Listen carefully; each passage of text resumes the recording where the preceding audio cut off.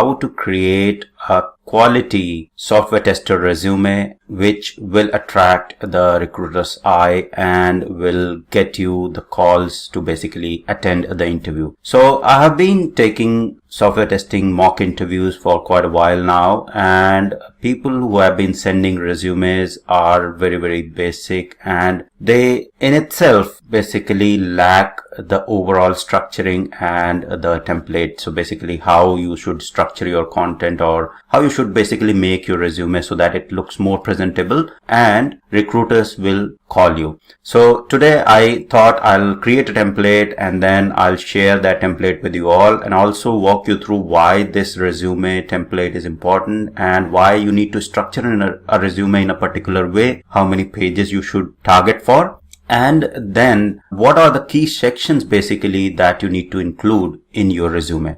So before we get into all those details, the first and foremost thing to understand is why you need to have a good software tester resume, or why resume is important, right? So good is second part. First thing is why it is important. So why a resume is important? Because it's a first interface, right? It's something which anyone who is going to interview you or look at your profile, that's the first thing that they look at.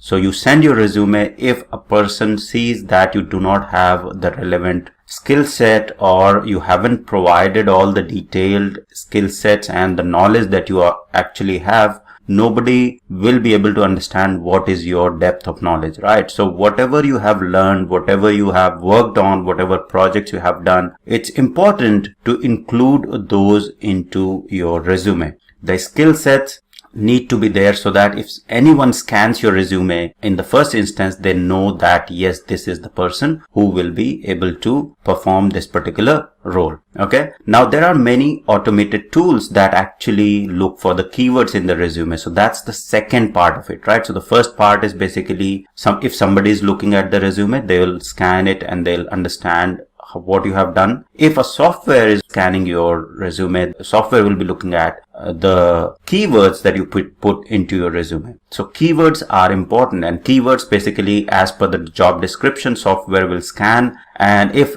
software is able to find the relevant keywords, it will pop out, or it will result, or it will shortlist your resume and put it to put in the next queue, which will be basically manually some recruiter will be looking at those resumes, shortlisted resumes. So these two important factors are very important. So if there is a software, you need to make sure that your resume is filtered and shortlisted when a software scan is happening, right? Or filtering is happening for the resume. Second point, when a person is looking at your resume, they should know in the first 2 pages itself what exactly you have worked on. Do not try to make resumes very lengthy, right? So at the max 4 pages, and if you're very experienced, try not to exceed 5 to 6 pages, right? So if you want to put a lot of detail, put them into 5th or 6th pages, but first 2 pages are very important in any resume. And in those first 2 pages, the first page is the snapshot of everything that you have done, right? Now let's go back to the template. So this is the template that I have prepared, and this is not, I would say, fancy template, but this is good enough, right? This is good enough to go ahead and make sure that your profile fits all, or your information fits into these 2 pages, right? Or first page itself contains all the relevant information about your career snapshot. If you're a fresher, this template will exactly look similar. So there is nothing different as such. So even if you're a fresher, this template can be utilized for a fresher, for experienced person. So this is good enough for getting shortlisted, and you do not need very fancy templates, because fancy resumes look good, but they don't look very genuine. So that's my personal perspective on it. So try to make them, or try to correlate your resume with the personality that you are. Okay, so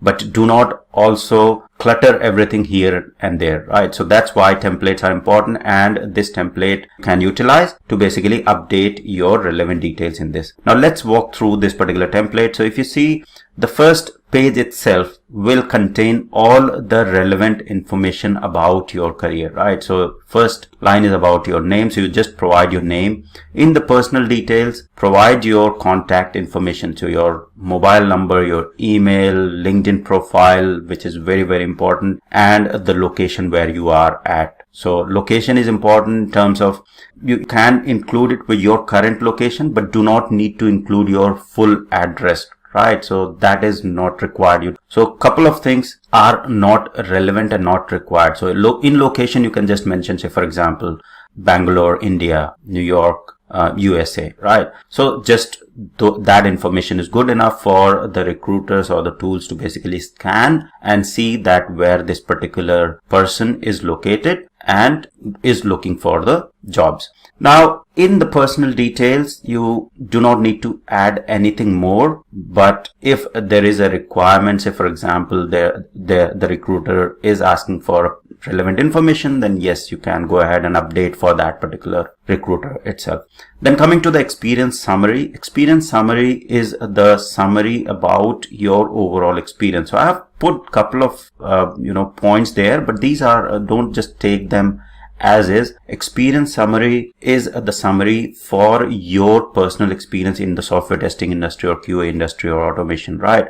So you need to provide the experience summary as per your journey, right? So go ahead and update the experience summary. I have put the certain points just to show you the formatting, how it will look like.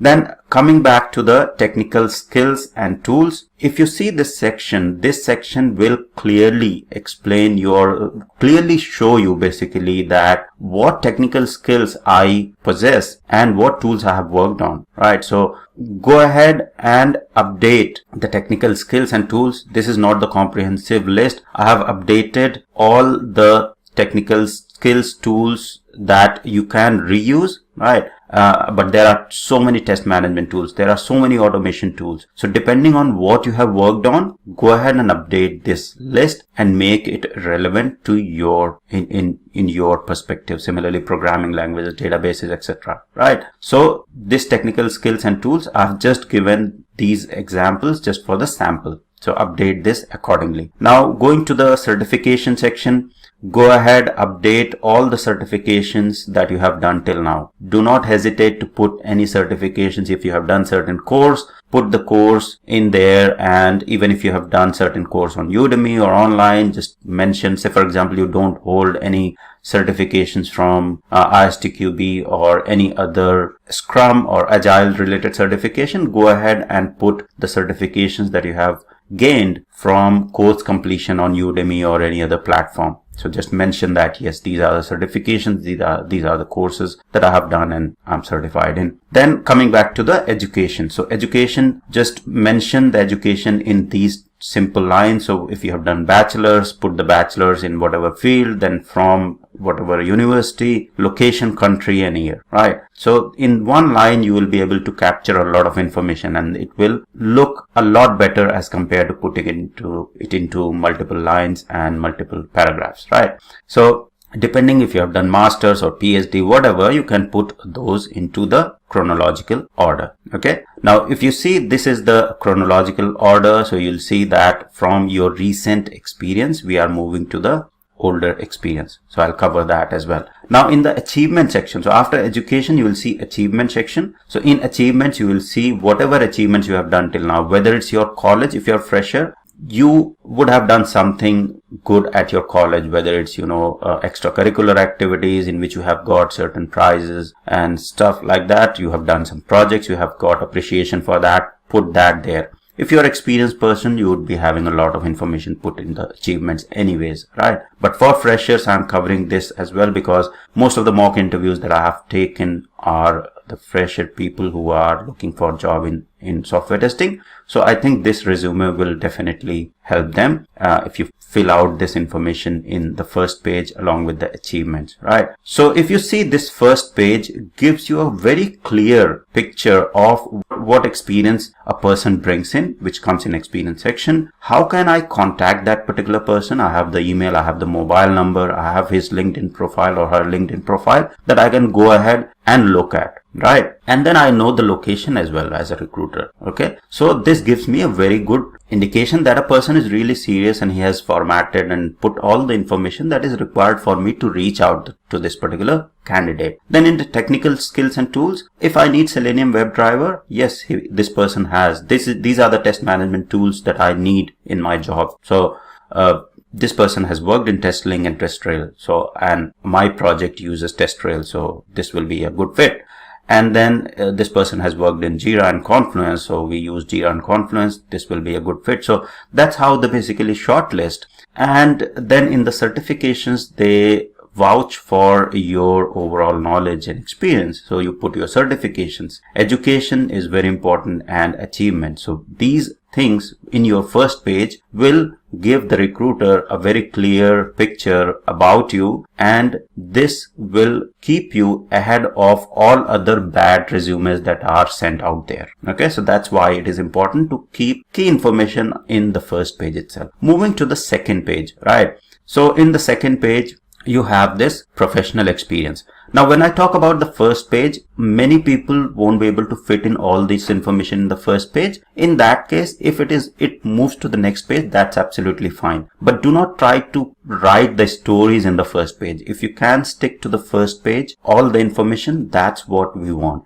right? That's what recruiter wants. Then coming back to the next page, which is basically you can start from your professional experience, which is basically chronological order. So your recent experience and then followed by the further experience that you have. If you are in college, you are a fresher, then whatever college projects you have done, please mention that. So in the professional experience, your company name, location, and the country, right? What was your role? Okay.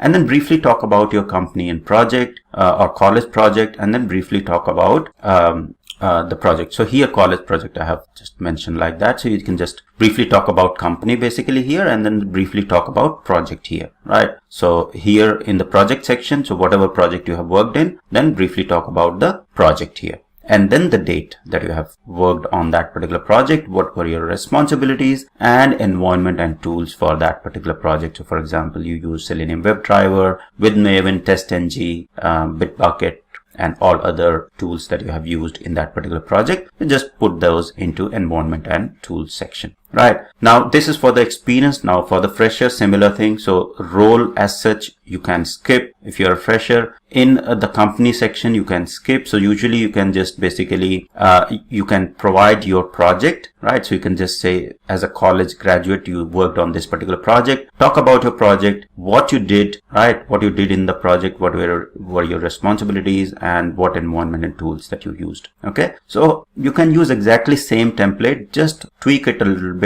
if you're experienced and you are a fresher accordingly. Then in chronological order, you can follow the similar approach: company name, location, role, and then talk about the company, the project, role, the name, responsibilities, and environment tools. So you can just go ahead and keep putting your experience, professional experience, in further pages. Do not exceed too much, right? The max you can go is like 5 to 6 pages, the max. That's not recommended, but yeah, I mean, if you are like 10 to 15 years experience candidate, you can utilize 5 to 6 pages to explain your projects. If somebody is very interested in knowing what all detailed projects you have worked in, you can go ahead 5 pages or 6 pages. But above 6 pages is basically not good in terms of resume.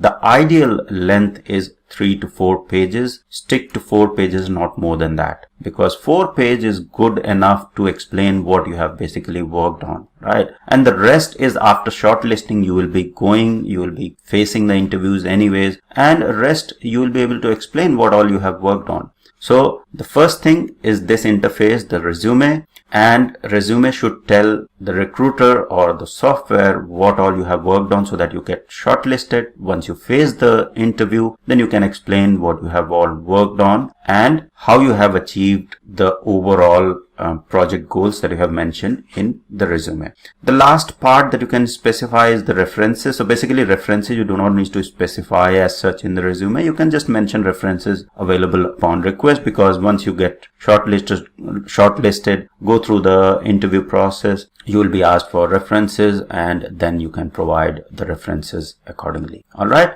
So I think that's pretty much it. Why your resume is important, what are the key sections that you need to include, and then how you can use this particular template to make your resume and circulate it for the software tester and QA job. So I'll upload this particular template and I'll provide the link for this template in the description section. So go ahead and download this template and make sure that you update your experience and details in this particular template and make it more presentable for your next software testing and QA interview.